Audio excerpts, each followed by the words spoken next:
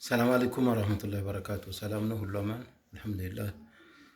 እኔ ጋር ሁሉ ሰላም ነው አልሐምዱሊላህ። ዝናቡም ያው መጣሁ እያለ ነው እንግዲህ ሙሉ በሙሉ ባይጥልም እንደንደ አካባቢዎች ላይ ያለው ነገር በጣም ተስፋ የሚሰጥ ነው። ኢንሻአላህ ለወደፊቱ ደግሞ ምናልባት ነገሮች ተስተካክለው ሁሉም ቦታ ላይ ይዳረሳል የሚል ግምት አለን። እንግዲህ ያው ቢዝኒላህ የእሱ ረህመት ያው እንደማይርቀን ማለት ነው። ዛሬ በምን ላይ መሰላችሁ? በወጣቱ ላይ ነው ዛሬ በብዛት ወጣቶችን በተመለከተ ማስተላለፍ የምፈልገው መልእክት አለኝ። ወጣት ያው ከቃሉ ስንነሳ ወጣትነት አምራች ኃይል ነው። ወጣትነት ፈጣን ነው። ወጣትነት ትኩስ ኃይል ነው። ወጣትነት አቅም አለው። ወጣቱ በሁሉም ነገር ላይ ጉልበት አለው። ስለዚህ ይህንን የተሰጠውን የተፈጥሮ ስጦታ ደግሞ በአግባቡ መጠቀም አለበት የሚል ነው። አገርንም ዳር ድንበር የሚያስጠብቅ ወጣትም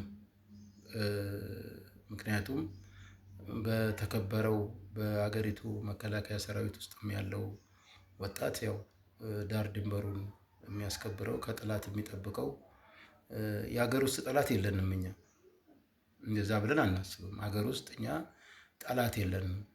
ኢትዮጵያዊ ሆኖ የኢትዮጵያ ዜግነት እያለው በጠላት አንፈርጀውም። እንደ ኖርማል አስተሳሰብ ማለት ነው። እኛ ጠላት አለን ብለን የምንወስደው ምንድነው?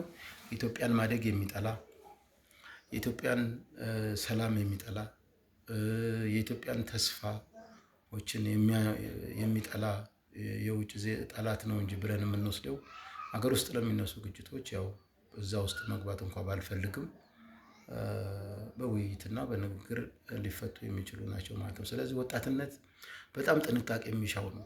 ወጣት ጊዜውን በአግባቡ ካልተጠቀመ ስህተት ላይ ሊወድቅ ይችላል ማለት ነው። ወጣት በትምህርቱ ላይ ትኩረት ካላደረገ ውጤት ላያመጣ ይችላል ማለት ነው። ስለዚህ ወጣቶች በጣም ልታስቡበት ይገባል። አሁን ላይ በተለይ ወጣቱ ይሄ እንዳው ከሚሊኒየም ወደዚህ ያለው ትውልድ ወይም ደግሞ ከሚሊኒየም ወደዚህ ያለው ወጣት በጣም ስሜታዊ ነው። እኔ አንድ ነገር መናገር የምፈልገው ምንድነው?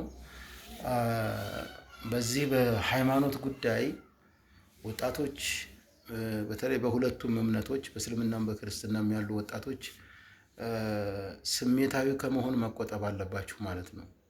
የምታደርጓቸው ነገሮች ሃይማኖታዊ ምክንያት የላቸውም።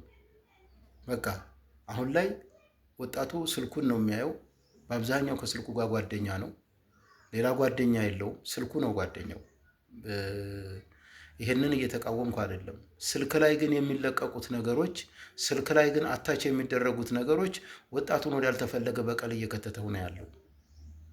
ግለሰቦች አሁን እንደወጡ የሚቀሩበት ታይም ላይ ነው አሁን እየሰማን ያለ ነው። ይሄ ደግሞ የሚፈጸመው በማን ነው? በወጣቶች ነው የሚፈጸመው። ሌላ ማንም አይፈጽመውም። አባቶች በሁለቱም እምነት ጋር ያሉ አባቶች እንደው ከራሴ ጀምሮ ማለት ነው የነበረን አስተሳሰብ የነበረን አዘኔታ የነበረን ክብር ለማንኛውም የሰው ልጅ ክብር እንሰጣለን።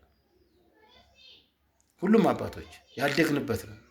እኔ ያሳደጉኝ ክርስቲያንም ሙስሊምም ነው ያሳደገኝ። አባቴ ብቻ አይደለም ያሳደጉኝ፣ የአባቴ ዘመዶች ክርስቲያኖች ያሳድገውኛል። ስለዚህ ውለታቸውን አላህ ይመልስላቸው። እኔ በጣም ባለውለታዬ ናቸው። ምክንያቱም ሕፃን በነበርኩበት ታይም ላይ ሲያጎርሱኝ የነበሩት ስበላ የነበረው ስላላክ የነበረው ሙስሊሙም ክርስቲያኑም ቤት ነው ማለት ነው። ስለዚህ አሁን ላይ ግን ያለው ወጣት በጣም አስቸጋሪ ነው። የሚሰማቸውን ነገሮች ሃይማኖታዊ ምክንያት አላቸው ብሎ ጭራሽ ማስተንተን የሚባል ነገር የለም። ቆም ብሎ ማሰብ የሚባል ነገር የለም። እንደወረደ የሚለቀቁት ፌክ ስቴትመንቶች፣ ፌክ ቪዲዮዎች፣ ፌክ ፒክቸሮች፣ በቃ ፎልስ የሆኑ መልእክቶች እንዳለ ይቀበላቸዋል ማለት ነው።